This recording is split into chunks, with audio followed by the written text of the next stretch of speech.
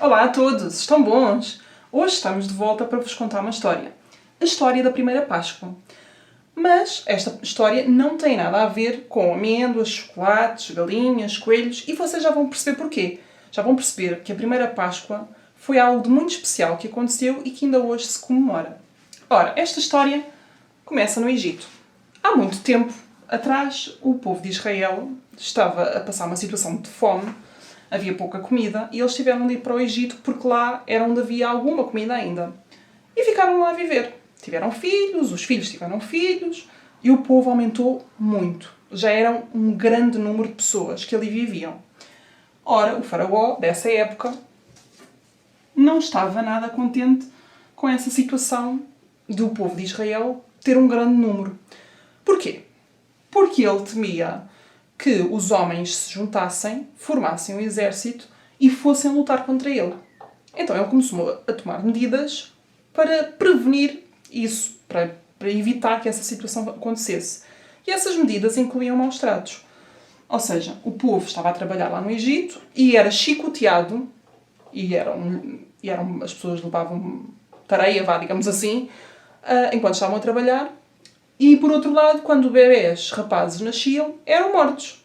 E estas eram as medidas que o faraó achava que eram as melhores para evitar que os israelitas se revoltassem contra ele. Ora, o povo começou a clamar a Deus. A clamar para que Deus enviasse um libertador e os tirasse daquela situação. E, claro, Deus sempre ouve as nossas orações e também ouviu o clamor do povo de Israel. E chamou um homem chamado Moisés para que fosse até ao Egito ser o libertador do povo de Israel. E não só Moisés, mas também Arão, o seu irmão.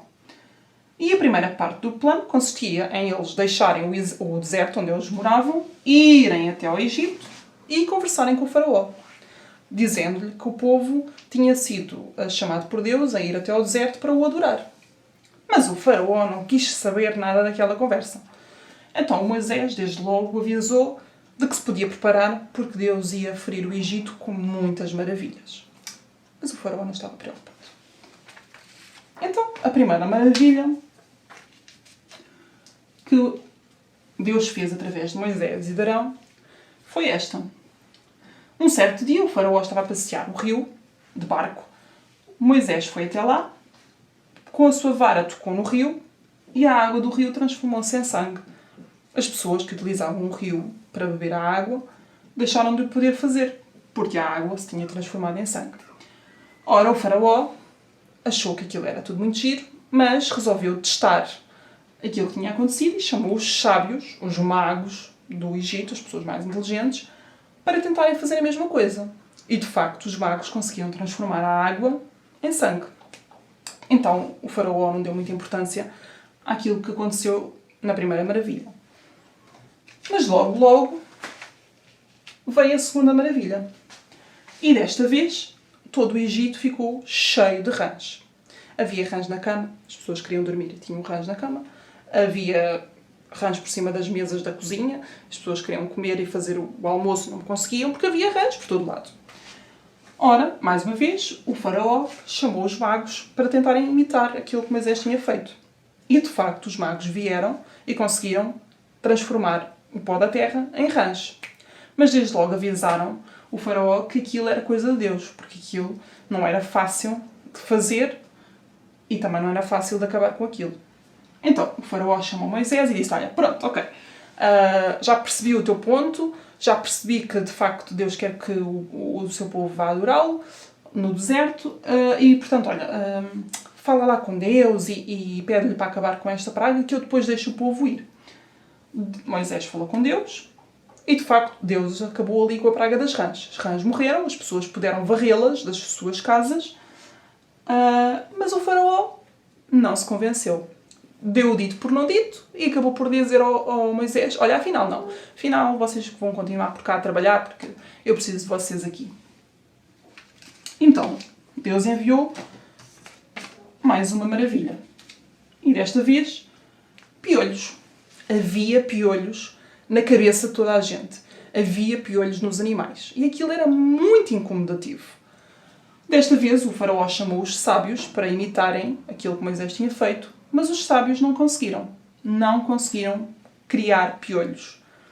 E ficou aqui provado que o poder dos homens tem limites, mas o poder de Deus não tem fim. Ora, posta esta praga, e o faraó, continuando a não deixar o povo sair, Deus enviou outra praga. A praga das moscas. De certeza que vocês já tiveram a experiência de uma mosca a zumbir aos vossos ouvidos. Zzz, e sabem o quanto isso é irritante. Agora, imaginem moscas por todo o lado. Não eram uma nem duas, eram muitas moscas. Ora, esta praga foi a primeira que aconteceu e que feriu só o Egito. Ou seja, o lugar onde os israelitas, onde o povo de Deus vivia, não passou por esta praga. Só os egípcios. E como aquilo já estava a ser muito irritante, novamente, o faraó pediu a Moisés para falar com Deus. Deus acabou com a praga, mas o faraó não deixou o povo ir adorá-lo. Então, veio uma quinta praga. Desta vez, os atingidos foram os animais. Neste caso, o gado. Vacas, ovelhas, cabras.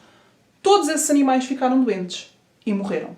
Portanto, os egípcios deixaram de ter ali uma boa fonte de alimento porque os animais morreram. Mas nem assim o faraó se convenceu. E veio uma sexta praga. Nesta praga, os atingidos foram os egípcios. E devo lembrá-los que nenhuma destas últimas pragas estava a atingir os israelitas. Só os egípcios. Nesta praga, praga da sarna, todos os animais que não tinham ainda morrido foram atingidos por ela. E também as pessoas. Ou seja, as pessoas tinham muita comichão, criavam feridas, e com a comichão e com o coçarem, essas feridas ainda aumentavam mais.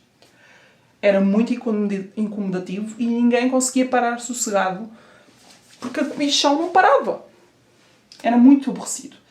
Novamente, o faraó pediu a Moisés para acabar com a praga acabou, mas o faraó endureceu o seu coração e não deixou o povo de Israel sair do Egito. Então, veio mais uma praga. E desta vez, a praga da saraiva. Saraiva são pedaços de água congelada a caírem do céu com toda a sua força.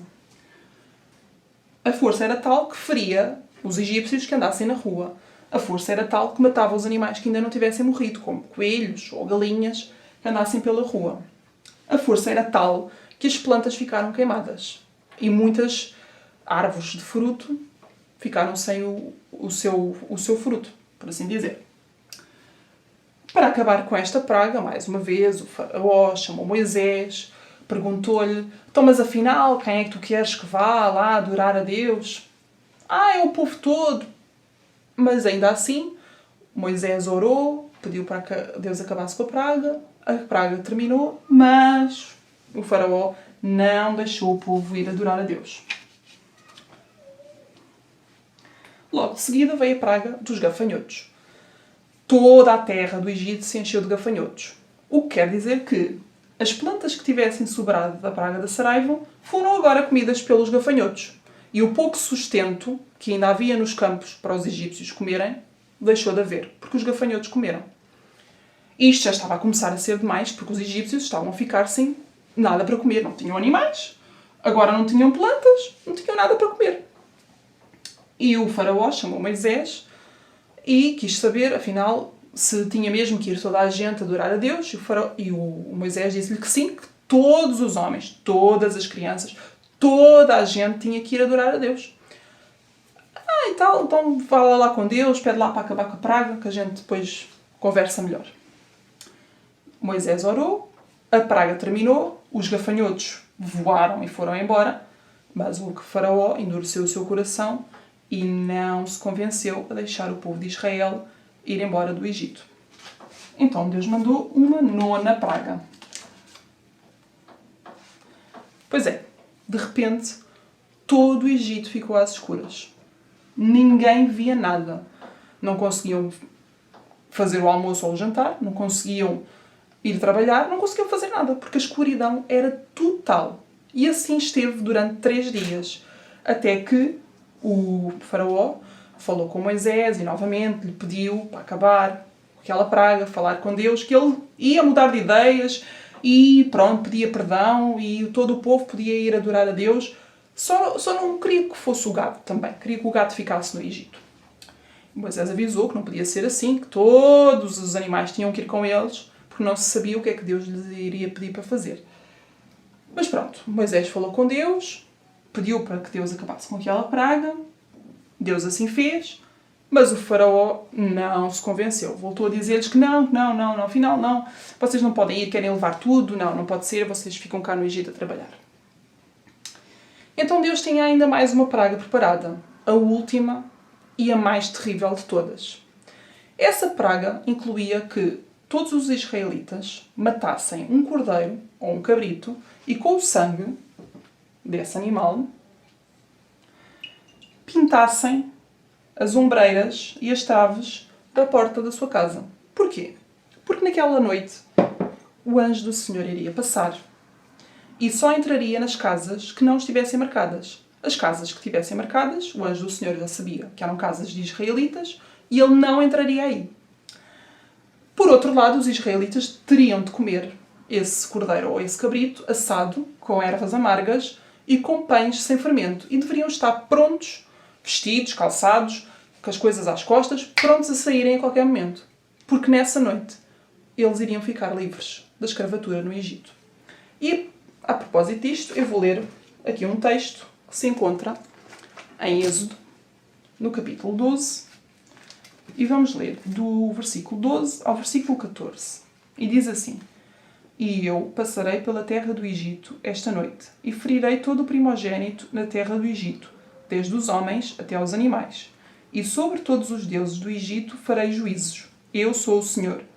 E aquele sangue que vos será por sinal nas casas em que estiverdes, vendo eu sangue, passarei por cima de vós, e não haverá entre vós praga de mortandade, quando eu ferir a terra do Egito.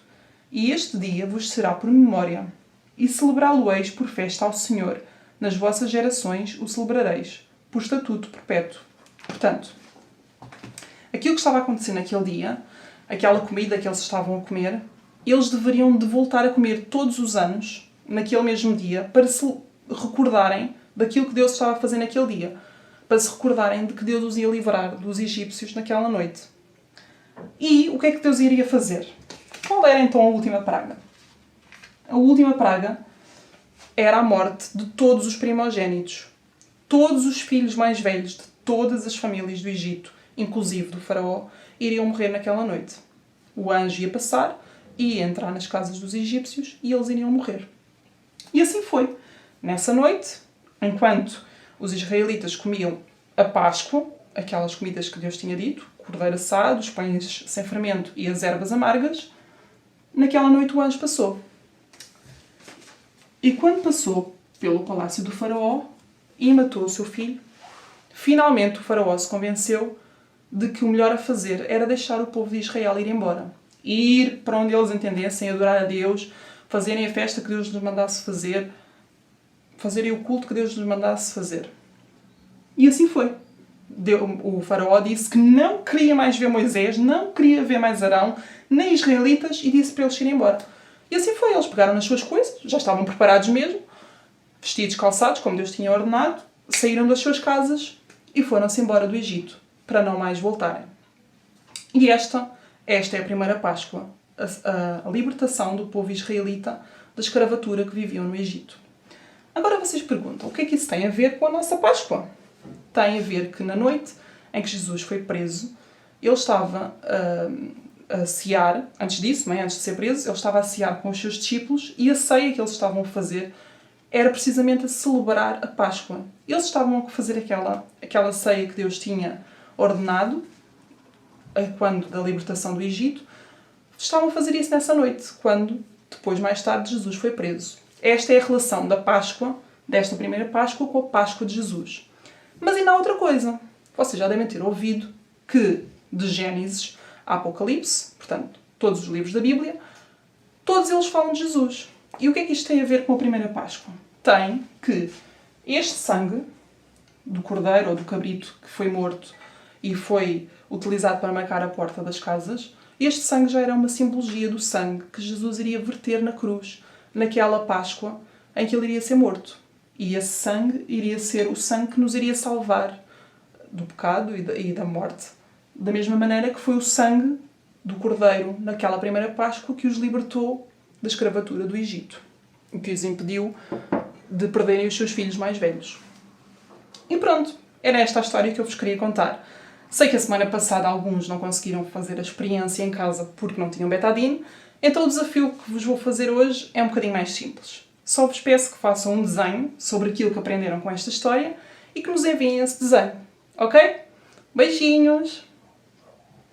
Quando acreditas, há um milagre, um sonho bom não vai morrer. E os milagres estão para chegar. Se acreditares, vais com